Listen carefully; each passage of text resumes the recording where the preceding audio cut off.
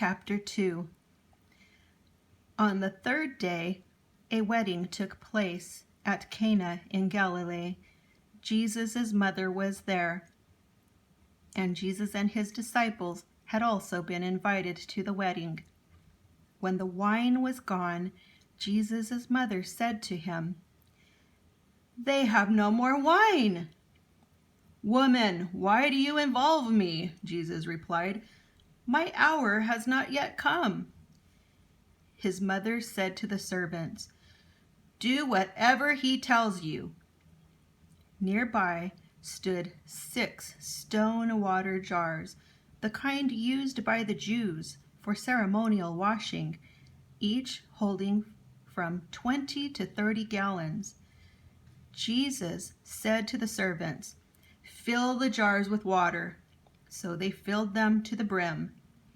Then he told them, "Now draw some out and take it to the master of the banquet." They did so, and the master of the banquet tasted the water that had been turned into wine. He did not realize where it had come from, though the servants who had drawn the water knew. Then he called the bridegroom aside and said, "Everyone brings out the choice wine first, and then the cheaper wine after the guests have had too much to drink. But you have saved the best till now."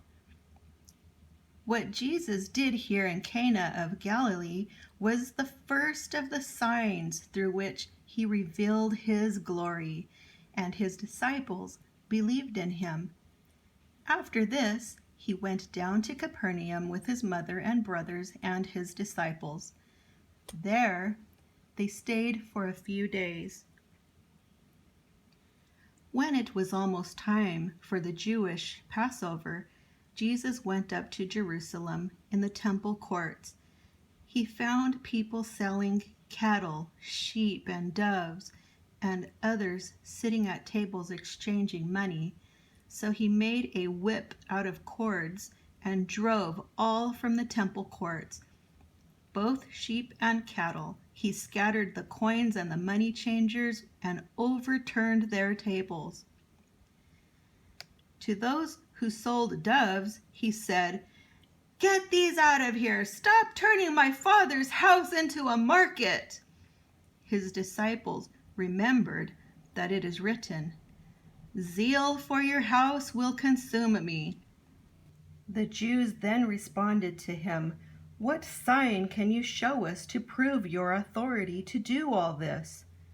Jesus answered them, "Destroy this temple, and I will raise it again in 3 days."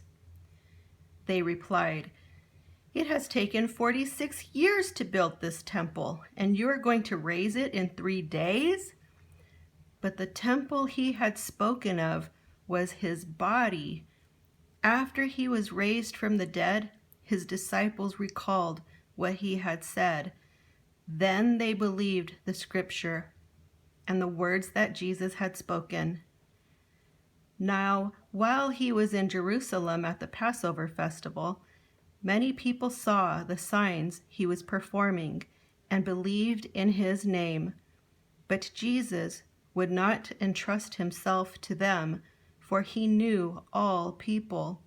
He did not need any testimony about mankind, for he knew what was in each person.